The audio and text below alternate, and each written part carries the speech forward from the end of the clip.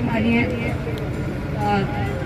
विशिष्ट अतिथि हमारे माननीय अध्यक्ष नगर पालिका सर, और हमारे केवीके के सर, हमारे परम आदरणीय DHO सर, हमारे किसान भाइयों, और में यहाँ पे मंचासीन मुख्य अतिथि गण और सभी साथ में जितने भी लोग सुन रहे हैं, सबका यहाँ पे आपका स्वागत है 2 दिवसीय किसान गोष्ठी में। और ज़्यादा वक्त आपको ना लेते हुए हम आपको अपनी योजनाओं के बारे में, उद्यान विभाग से भी मेरा परिचय करा दिया गया है, आपको अपनी योजनाओं के बारे में हम आपको जानकारी दे देंगे। वैसे ही मुझे पता है कि आप सभी लोग लगभग जानते होंगे, उद्यान से जुड़े होंगे, लेकिन फिर भी हमारे विभाग में कुछ योजनाएं हैं। जैसे एक मेन योजना जो आपकी चलती है, राष्ट्रीय कृषि विकास योजना। ये योजना है जिसके अंतर्गत कुछ सेक्शन है, जैसे आपका मसाला सेक्शन, जिसमें आप धनिया, मिर्च और जो है धनिया, मिर्च, लहसुन, प्याज इत्यादि की खेती अगर करते हैं तो आपको सरकारी सब्सिडी मिलती है बहुत ही अच्छी मात्रा में। अगर आप कम से कम 1.25 बीघे से स्टार्ट करके 5 हेक्टेयर तक की खेती पे आपको अनुदान मिलता है। लहसुन और हल्दी, प्याज और धनिया, साथ में मसाला, मिर्च। साथ में आती है आपकी ये साग भाजी, जिसमें आपकी शिमला मिर्च, टमाटर, गोभी और ये सब्जियों पे आपको अनुदान मिलता है। अगर आप साथ में खीरा, लौकी, अगर आप इनकी भी खेती करते हैं तो आप रजिस्ट्रेशन करा लीजिए, तो इस पे भी आपको अनुदान सरकारी सहायता के रूप में प्रदान किया जाता है। इसमें आपको कैरेट भी दिया जाता है। अगर इसके साथ ही आप बागवानी अगर करते हैं तो आपको लूज फ्लावर, जैसे गेंदा लगा हुआ है यहाँ पे, लूज फ्लावर इसको तोड़ा जाता है तो उसको लूज फ्लावर कहा जाता है। गेंदा, गुलाब इत्यादि में आपको सब्सिडी मिलती है। और साथ में कट फ्लावर, जैसे आपका ग्लैडियोलस से जो गुलदस्ते में दिया गया है वो कट फ्लावर होता है, तो उसकी भी खेती के लिए आपको सब्सिडी अनुदान दिया जाता है। तो आपको फूलों की खेती, मसाले की खेती, सब्जी की खेती। अब अतिरिक्त सहायता के लिए आपको मधुमक्खी पालन, अगर आप मधुमक्खी पालन करते हैं तो उसके लिए भी आपको अनुदान 80,000 रुपए का अनुदान आपको सरकार के द्वारा, उत्तर प्रदेश सरकार में उद्यान विभाग के द्वारा आपको प्रदत्त किया जाता है। आपको 50 बक्से आपके पास होने चाहिए अगर आप मधुमक्खी पालन करते हैं। तो मधुमक्खी में आपको मैं बताती हूँ कि शहद होता है, मधु, इसके अलावा एक उससे भी अच्छा रॉयल जेली होता है। रॉयल जेली जो होता है, जो मधुमक्खी होती है, रानी मक्खी, वो अपने अंडों को, जिसको रानी बनाना है, उसको जो फीड करती है उसे रॉयल जेली कहते हैं। यानी आम जो कोष्ठक है उनको वो शहद खिलाएगी, लेकिन जो जिसको रानी मक्खी बनाना होता है उसको वो रॉयल जेली खिलाती है। रॉयल जेली खाने से बहुत सारे आपकी बीमारियां जो हैं उसमें बहुत फायदा होता है। रॉयल जेली अगर आप खाते हैं शहद से, आपको 100 गुना ज्यादा उसमें फायदा होता है। तमाम तरह के आपके बॉडी में जो दोष उभर जाते हैं, वात दोष और तमाम तरह के दोष, उनमें आपको रॉयल जेली बहुत फायदा करती है अगर रॉयल जेली आप खाते हैं। रॉयल जेली एक ऐसी चीज है, जब आप मधुमक्खी के छत्ते से निकालते हैं तो वो खराब हो जाती है। तो मधुमक्खी के छत्ते से रॉयल जेली कैसे बचाते हैं? रॉयल जेली को जैसे ही मधुमक्खी के छत्ते से निकालेंगे, क्योंकि वो एक ही रानी मक्खी बननी है तो एक ही कोष्ठक में रॉयल जेली मिलती है, यानी बहुत सूक्ष्म मात्रा में, तो उसको तुरंत शहद में मिला दिया जाता है। जैसे ही उसको शहद में मिला देंगे वो बच जाएगी। अब उसको आप 10 साल तक भी रख सकते हैं। तो ये है मधुमक्खी, आपको मधु खाने का तरीका। तो उद्यान विभाग में अगर आप मधुमक्खी पालन कर रहे हैं साथ में, तो आप जो है उसमें भी सब्सिडी है। साथ में मशरूम के लिए हमारे डॉक्टर साहब बैठे हुए हैं, अभी आपको जानकारी देंगे। मशरूम की एक क्वालिटी में आपको बता देती हूँ, जैसे आजकल हड्डियों में बहुत ज़्यादा दर्द होने लगा है क्योंकि हमारी जो कैल्शियम की बहुत कमी है। तो कैल्शियम जो है हम लेते हैं खाने में, वो हमारे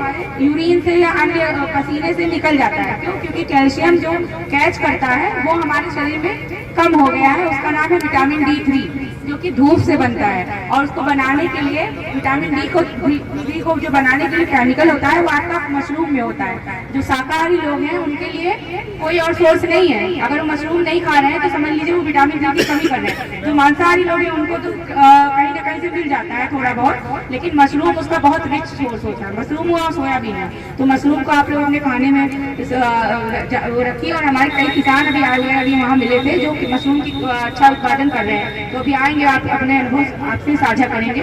साथ में आपको एक चीज और है, मशरूम के लिए भी हम लोग ट्रेनिंग दे रहे हैं। बस्ती में हमारा सेंटर है, आप लोग अपना नाम और मोबाइल नंबर, आधार कार्ड जमा कर सकते हैं। जब भी ट्रेनिंग सेशन आएगा, इस समय मशरूम उगाया जा रहा है, तो आप लोग अपना जो है उसका लाभ उठा सकते हैं वहाँ जाके। और उसके बाद हमारी आ रही पैक हाउस और पॉली हाउस। जो लोग संरक्षित खेती करना चाहते हैं, जैसे आप देखते होंगे ऐसे सीजन में जब टमाटर नहीं हो, टमाटर हमें बाजार में मिलता है, तो आप या खीरा मिलता है, तो संरक्षित खेती करके आप उसको उगा सकते हैं। उसके लिए हमारे 20 लाख रुपए से 50 लाख रुपए या 1 करोड़ तक का भी अनुदान मिलता है। जैसे आपका प्रोजेक्ट है जिस एरिया से, उसी हिसाब से आपको उसका अनुदान मिलेगा, तो उसके लिए भी लाभ उठाइए। पैक हाउस आपका 2 लाख रुपए का अनुदान है, आप पैक हाउस का लाभ उठाइए। पैकिंग करने के लिए, फलों की पैकिंग करने के लिए होता है। अब आपको फलों के बारे में जानकारी दे देते हैं। हमने मसाला, सब्जी, फूल और अन्य मशरूम और शहद के बारे में बताया। फलों के बारे में है कि हमारे यहाँ आम, लीची, किन्नू और आपको आम, लीची, किन्नू, अमरूद, इनके आपको पौधे निःशुल्क भी दिए जाते हैं अगर आप रजिस्ट्रेशन करा के कम से कम 1.25 बीघे में लगाए। और आम और लीची, किन्नू ये सब फल बहुत जरूरी है कि विटामिन सी की कमी में किन्नू बहुत फायदा करता है। और हमारा अभी अमृतसर से पंजाब में गुरदासपुर एक जगह है, वहाँ बहुत ज्यादा उसको किन्नू है, जैसे हिमाचल में सेब है, कश्मीर में, जैसे पंजाब में गुरदासपुर है, तो वहाँ से किन्नू यहाँ आता है। हम यहाँ पे भी किन्नू लगा सकते हैं और कई किसानों ने लगाया है, उसका अच्छा स्वाद निकला है। तो किन्नू भी आप यहाँ पे बल्क मात्रा में लगा सकते हैं। उद्यान विभाग उसमें सहयोग कर रहा है। और आम की खेती में थोड़ा सा ये है कि ऐसा आम मत लगाइए जो सीजन में एकदम से आ जाता है और दाम कम हो जाता है। तो आम में वैरायटी वाले आम लगाइए। उद्यान विभाग उसमें भी आपको थोड़ा सहयोग करेगा कि एक आम आपने काटा और उसके बाद दूसरा आम तैयार है आपका। आम भी ऐसे ही आप लगाइए। और फलों में यह है कि जो धरती के नीचे से तमाम सारे खनिज हैं, रत्न गर्भा हमारी धरती है, तो आप जब ये पौधा उखाड़ेंगे, गेहूं और चावल आप तुरंत उखाड़ लेंगे, लेकिन आम का अगर पेड़ उखाड़ेंगे तो नहीं उखाड़ पाएंगे। आम का बड़ा पेड़ कोई नहीं उखाड़ पाएगा, क्यों? क्योंकि उसकी जड़ें बहुत गहरी गई हैं, तो वहां से वो सोख के लाता है रत्नों को और फिर फलों के रूप में हमें देता है। तो हर एक व्यक्ति को एक फल कम से कम खाना चाहिए। और इस समय तो अमरूद खाना चाहिए, दोपहर के समय अमरूद का फल।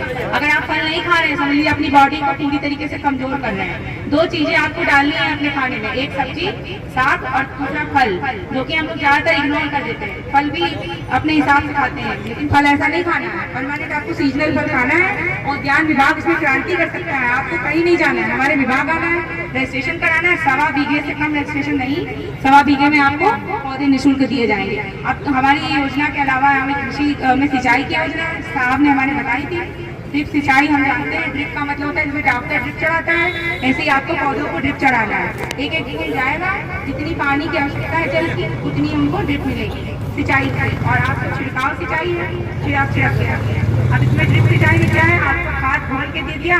अच्छा, जो किसान मल्चिंग की खेती क्यों नहीं, मल्चिंग की विधि से खेती आप क्यों नहीं कर पाते हैं? क्योंकि मल्चिंग अगर कर देते हैं प्लास्टिक की तो सिंचाई नहीं कर पाएंगे। तो मल्चिंग इसीलिए नहीं कर पाते। अगर आप ड्रिप करेंगे तो आपको ड्रिप से मल्चिंग की सहायता मिलेगी। और मल्चिंग में आपको बहुत फायदा है। मल्चिंग के बारे में हम किसी और दिन अगर मौका मिला, आज समय कम है तो हम आपको पूरा विस्तार से बताएंगे।